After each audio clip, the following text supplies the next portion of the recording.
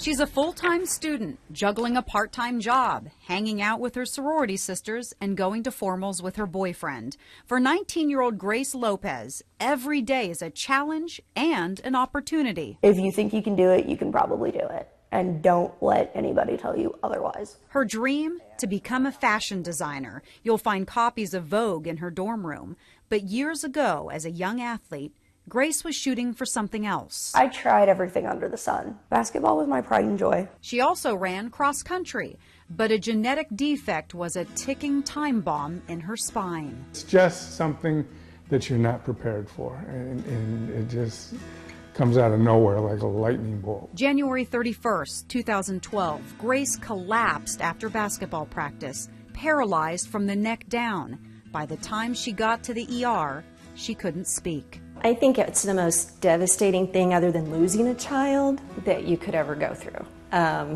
But you know, it took a while for that to sink in because we had to fight for her. Once we got there, it was blink once for yes, blink twice for no. And they had to ask me yes or no questions. I had a cavernous angioma, which is like a knot of blood vessels tangled together in like a little sac.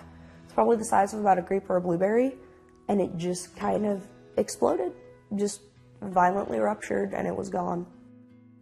He said, your daughter will never walk again, and we will have to see. We don't think she'll be able to use her arms.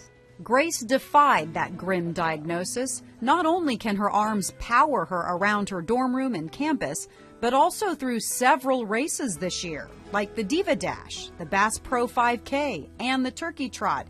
And nothing is slowing her down. I used to run 6 miles a day before I got in a wheelchair.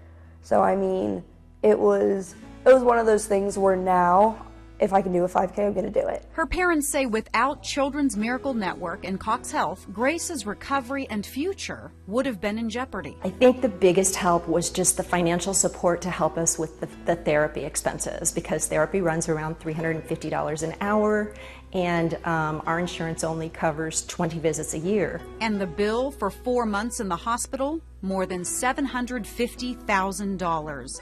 The financial help let them focus on Grace getting better. What this does is a huge help to people that are really in need, that have really had their world turned upside down. We were grateful that they were there for us.